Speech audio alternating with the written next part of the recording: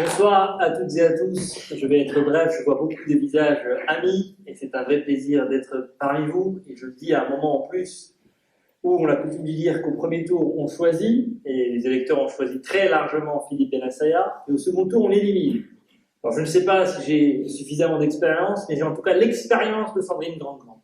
Et beaucoup de choses ont été dites, mais c'est vrai que c'est vraiment la candidate de la gauche radicale. Et pour l'illustrer encore plus, parce que on ne peut pas se permettre d'envoyer à l'Assemblée nationale quelqu'un qui, dans la ville qu'elle dirige à Trappes, laisse une police municipale composée seulement de 8 agents sur 32 000 habitants.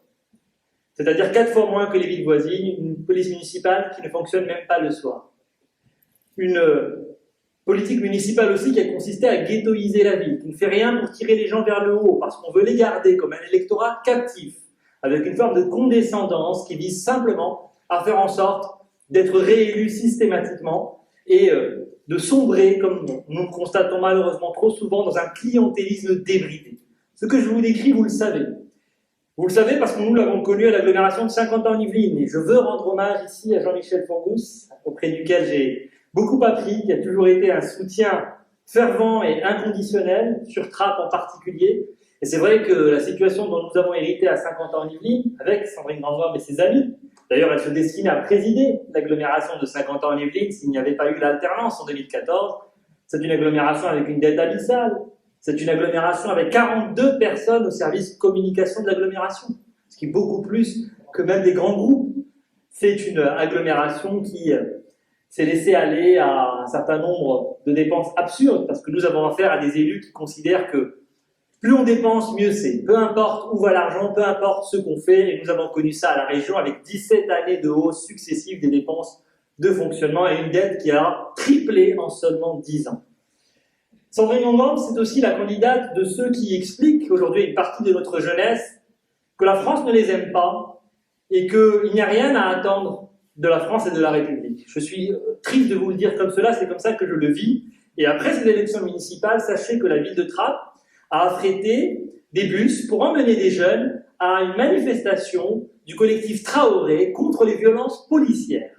Alors moi je ne sais pas si le projet éducatif de Madame Grandgrand, qui est aujourd'hui première adjointe à Trappes en charge de la question éducative, c'est de créer cette défiance aujourd'hui qui est terrible entre une partie de nos jeunes et nos forces de l'ordre. Mais ce sont des élus qui n'ont cessé de nourrir effectivement cette défiance, cette détestation de son propre pays, cette critique de tout ce qui fait aujourd'hui l'autorité de l'État et des institutions républicaines.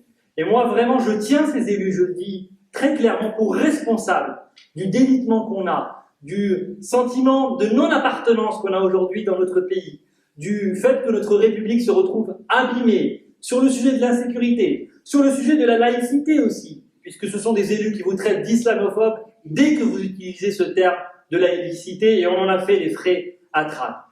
Très honnêtement, je ne sais pas comment vous le dire autrement, mais Sandrine Grandgrand est aujourd'hui la candidate de ceux qui déboulonnent les statuts du général de Gaulle dans notre pays. Ça n'est pas la candidate de l'écologie, ça n'est pas la candidate du progrès, ça n'est pas la candidate de la justice sociale, avec un maire dont la première décision a été de s'augmenter de 33% son indemnité. Vous savez ce qu'on dit de cette gauche, elle n'aime pas l'argent, sauf quand c'est le sien.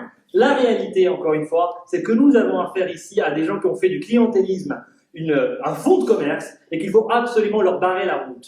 Alors Philippe, je le dis très clairement, je te connais depuis plusieurs années, nous avons des profils très différents, mais je serais extrêmement fier que tu sois notre député et d'être à tes côtés. Et merci de me l'avoir proposé, parce qu'encore une fois, ces valeurs dont je parle depuis tout à l'heure, tu les portes, je sais que nous les partageons, et je serais extrêmement fier que tu sois notre député et que tu nous représentes et que Madame Grandgrand revienne là où elle doit être, c'est-à-dire certainement pas aux responsabilités et certainement pas dans la représentation nationale, là où on fait les lois et là où on peut causer tant de tort, encore une fois, à notre République et à notre pays. Et c'est pour cela, chers amis, que nous allons tous nous mobiliser dans ces dernières 24 heures de campagne pour faire en sorte que le score du premier tour soit confirmé et que Philippe Bennassaya soit bien celui qui représente notre circonscription face à cette gauche archaïque et radicale. Je vous remercie.